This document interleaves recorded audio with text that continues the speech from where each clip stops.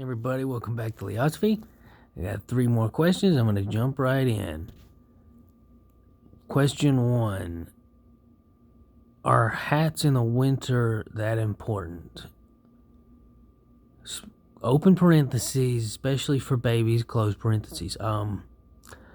Okay, that one's going to take a little bit of interpreting, but I think I got it. What you're asking is, do people lose like a lot of body heat over their scalp? And no, that's a myth. You lose it throughout your body about roughly the same amount, feet, head, etc.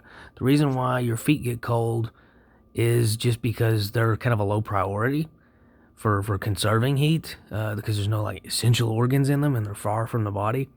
And the reason why your scalp gets hot when you overheat is just because the skin's very thin there and you have a lot of thermal receptors. So it's like you just feel it more. You're more aware of it.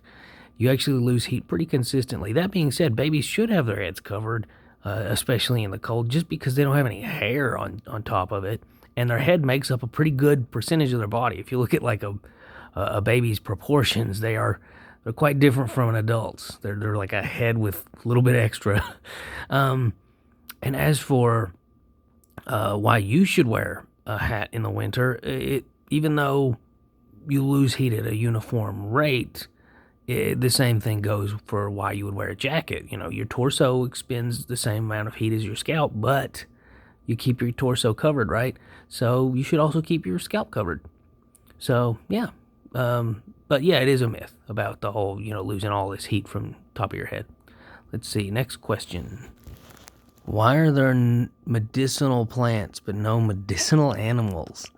Okay, well, that's a really fun question. Well, for starters, you eating animal products can technically be medicinal. Honey contains medicinal enzymes, nutrients, really, in a very broad and holistic sense, are medicinal. So, like, vitamin A from liver would still, B12 same, would still sort of have a medicinal component.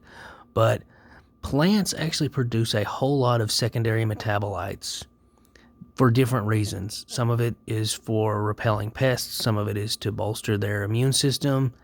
But these secondary metabolites that plants produce happen to have a lot of positive influences on a person. And why this is actually pretty bizarre and mysterious. It is actually kind of hard to look at it in a purely materialist and objective way, because it does feel almost like it's there for a reason. I'm not trying to lead anybody into coming to that conclusion. It's just really weird that, yeah, it just so happens that plants produce a lot of secondary metabolites that really help people out. Menthol irritates the lungs, which in turn helps us expectorate any kind of fluid buildup, for example. That doesn't, it repels pests, but when we ingest it, it helps us. It's a very odd thing. And, there are countless, tens of thousands of these secondary metabolites, and they're used for all sorts of different things, ranging from helping a cough to chemo. So it's nuts. Let's see, last question. When will there be 13th floor merch? Soon. We've got supply chain problems right now because of everything going on, and but as soon as we get everything cleared up, we will notify everybody. I might link the newest episode on the channel. It's been a while since I mentioned it. Yeah, but hope that answers everybody's questions though. Like, share, subscribe, keep asking questions. Bye.